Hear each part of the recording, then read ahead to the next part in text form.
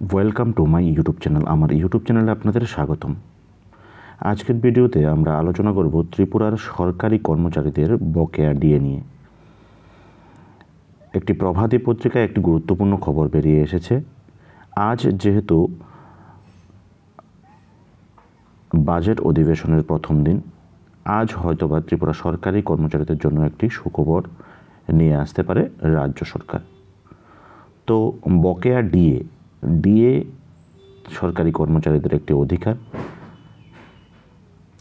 বাজারের দ্রব্যমূল্য বৃদ্ধির সাথে সাথে কর্মচারীদের বেতনও কিছুটা বৃদ্ধি পায়, যাতে করে সামঞ্জস্য বজায় থাকে।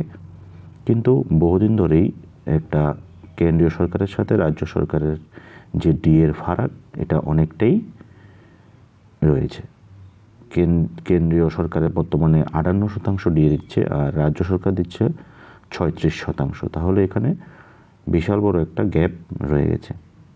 তো রাজ্য সরকারও চাইছে গ্যাপটা পূরণ করার জন্য। মুখ্যমন্ত্রী অনেকবারই এই কথা মিডিয়ার সামনে এসে বলেছেন যে গ্যাপ পূরণ করার চিন্তাধারায় আছে, কিভাবে এই গ্যাপটা কমিয়ে আনা যায়।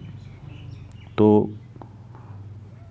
আজকের যে প্রভাতী পত্রিকা, সেই প্রভাতী পত্রিকায় দেখা যাক ডিএ নিয়ে কি লেখা রয়েছে। তো আজকের ফরিয়াদ পত্রিকায় যে খবরটি বেরিয়ে এসেছে, আজ শুরু বাজেট অধিবেশন, ডিএ বৃদ্ধি দারুণ সম্ভাবনা, তাকিয়ে আছেন কর্মচারীরা।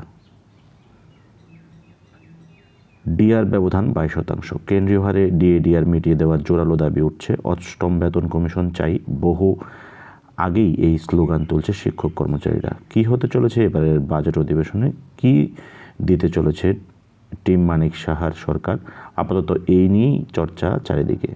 ট্যাট শিক্ষকদের প্রথম দিন থেকে রেগুলার পে স্কেলের দাবি উপেক্ষা করে সরকার সুপ্রিম কোর্টে এসএলপি করেছে।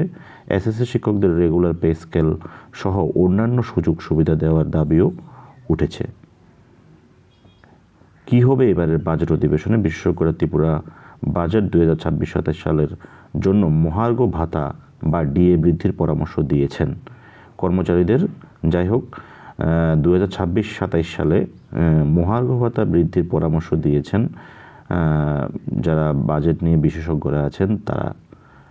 কারণ এটা স্বাভাবিক, 22% বকেয়া ডিএ, 23%, 58% কেন্দ্রীয় সরকারের ডিএ। তাহলে ওই জায়গার মধ্যে ত্রিপুরার সরকারি কর্মচারীরা কিন্তু একটা বিশাল গ্যাপের মধ্যে আছে, যেটা ওভারকাম করা সরকারের চিন্তাধারার মধ্যে হয়তোবা আছে। সেই কারণে বিশেষজ্ঞরা হয়তোবা ডিএ বৃদ্ধির যে পরামর্শটা সেটা দিয়েছেন। কর্মচারীদের সহায়তা এবং আর্থিক স্থিতিশীলতা বজায় রাখার লক্ষ্যে বিশেষজ্ঞদের তুলে ধরা মূল প্রস্তাবগুলোর মধ্যে একটি হলো কেন্দ্রীয় এবং রাজ্য সরকারি কর্মচারীদের মহার্ঘ ভাতা বা ডিএর ব্যবধান দূর করা। এই ডিএর ব্যবধান যদি দূর হয় তাহলে ত্রিপুরা সরকারি কর্মচারীরা অনেকাংশে লাভবান হবেন। কারণ বাজারের যে দ্রব্যমূল্য বৃদ্ধি, তার সাথে যে বেতন বাড়ার যে একটা নিয়ম রয়েছে, সেই প্রতি 6 মাস অন্তর অন্তর কিন্তু সেটা হচ্ছে না, যার কারণে কর্মচারীরা একটু পিছিয়ে আছে কেন্দ্রীয় সরকারের কর্মচারীদের তুলনায়।